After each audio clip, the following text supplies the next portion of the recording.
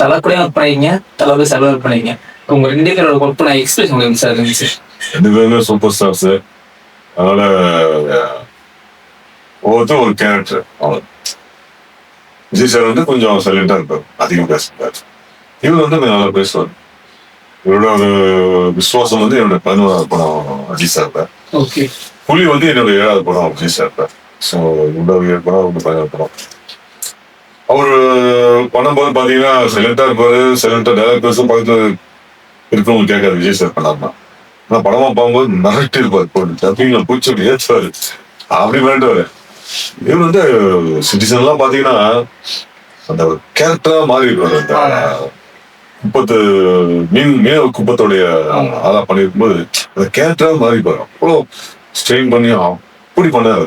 Ajith sir பாக்குற மாதிரி. ஆமா, அது ஒரு முயற்சி பண்றாருல, இப்படி பண்ணோம் அப்படி பண்ணோம், பல கெட்டக்குள்ள போட்டு சிட்டிசன் ஆகட்டும், சிட்டிசன், ரெட், இது மாதிரி ஏகப்பட்ட படங்கள் வந்து வித்தியாசமா யோசிச்சு பண்றாரு.